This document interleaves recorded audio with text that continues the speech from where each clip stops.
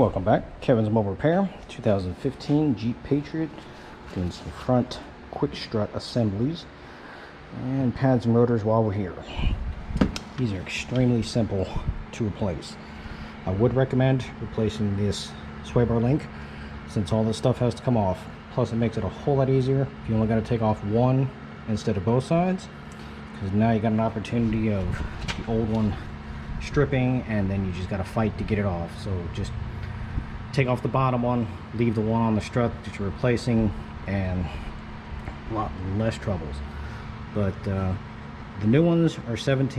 You just have to check your size. They could be anywhere between 16, 17, 18s.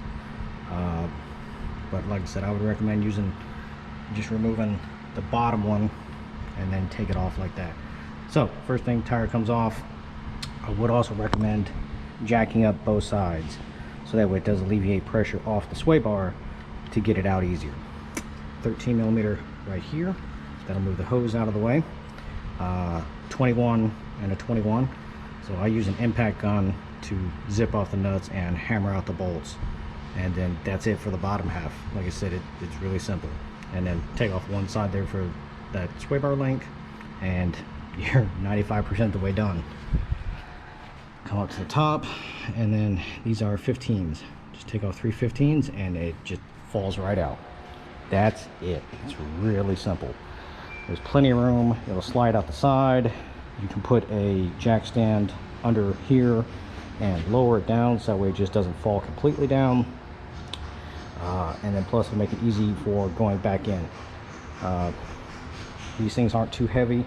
You can line up the bolt holes, hold it up with one hand, and just come out here and reach over the fender well and just put on one bolt, so that way it just holds it up place and you can get the rest of them on.